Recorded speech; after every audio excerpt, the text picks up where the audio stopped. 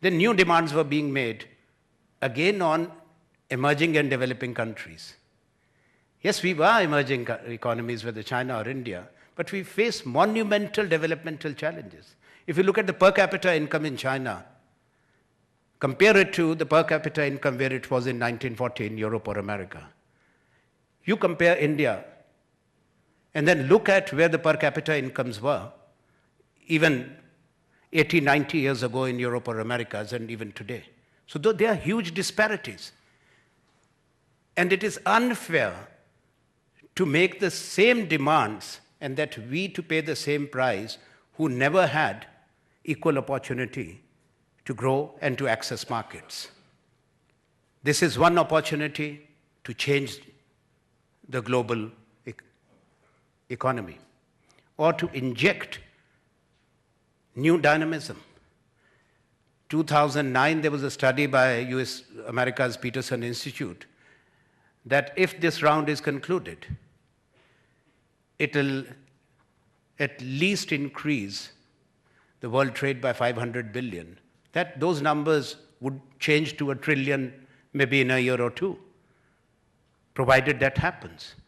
There is need to have a rule-based multilateral trade regime which corrects the imbalances, historical imbalances, and provides access to all countries, particularly the developing countries, considering the fact that this is dedicated to development. That's the development round of the WTO talks, which has taken the longest to conclude. Since 40s, this is one trade round which has taken so long. And even when everything is there, if people were to accept a middle ground, there is fair amount of balance and ambition which is reflected. But that's not happening. Now, the other areas where I'll quickly touch upon, that is about manufacturing, infrastructure, skills training. For me, these have been priorities, I think that for my country too. And that applies also to other developing countries to address the infrastructure bottlenecks, whether the ports, the airports, the highways, power generation. We are investing a lot in infrastructure, but these are big numbers. But we know that a country with one of the highest national rates of saving and investment, we would have invested anywhere close to $500 billion the last 5 years in infrastructure. But we have much more to do. And we were hoping to invest another $1 trillion, both the public investments and the private investments, and many of the major infrastructure projects to move forward in PPP mode. Those who have been to Delhi 20 years ago, and when you see Delhi or Mumbai today, so much has changed, or whether Hyderabad or Bangalore. And we have today, under implementation, one of the biggest infrastructure projects conceived anywhere in the world, the Delhi-Mumbai Industrial Corridor. We have moved to the implementation phase. It's not on the drawing board. Last year, we rolled out one of the biggest and the most ambitious policies of this country. That's a national manufacturing policy. That's going to transform this country. The share of manufacturing in India's GDP has been stagnating at 16%. Can we afford it? Dr. Prasad was talking about the services sector where he is far more knowledgeable. But as a layman, my understanding is that beyond a point, the services sector will grow on the strength of the manufacturing. And it has a social dimension. In the next 10 years, or maybe 12 years, we'll have over 200 million young Indians joining the workforce. Where will they find employment and sustainable incomes? Through the manufacturing. And the objective that we have in mind is to create 100 million jobs in 10 years and raise the share of manufacturing in India's GDP to at least 25, 26%. It's a challenge, and that's why the policy addresses all possible pitfalls and challenges. For the first time, we have effectively put in place a single window clearance mechanism. The issues of land have been addressed. We propose to establish national investment and manufacturing zones, which will be integrated greenfield industrial townships. If you look at industrial townships, after India's independence, only one, Jamshedpur, was established.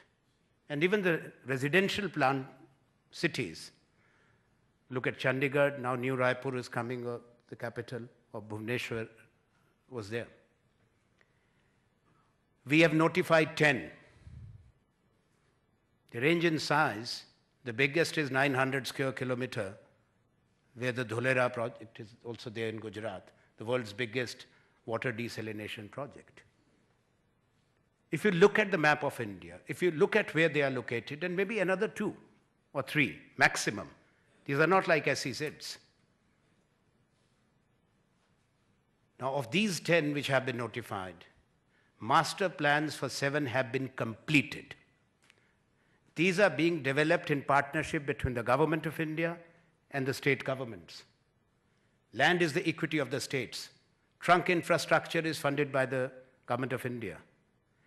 There are incentives for SMEs, for skills institutes, because skills training is integral for the realization of this lofty objective.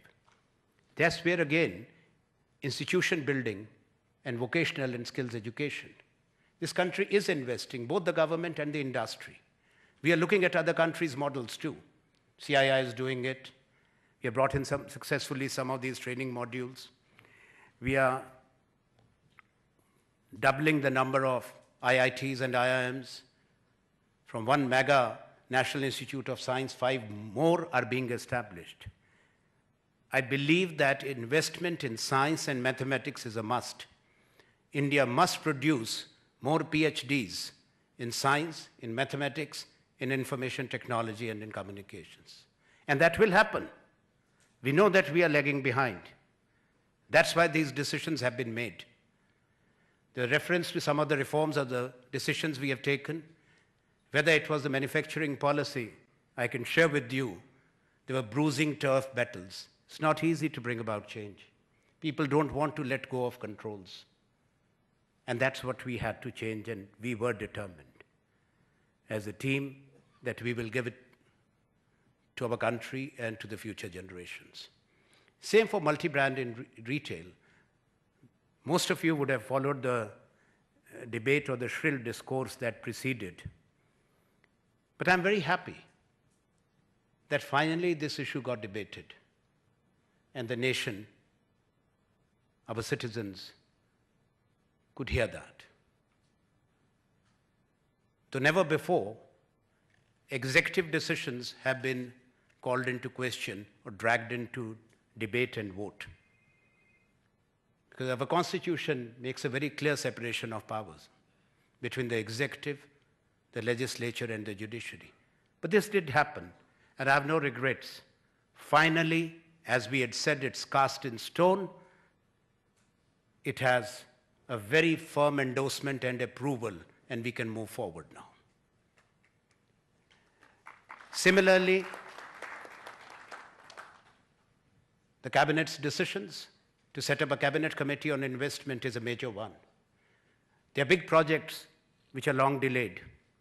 Your bank's exposure is heavy, and also the promoters suffer. We are determined, irrespective of the challenges, to bring about those much-needed reforms to ensure that India remains not only a major emerging economy, but also the first port of call or the preferred chosen destination for foreign investors. That's where we all have to work together, the government, the industry, and all institutions. Thank you.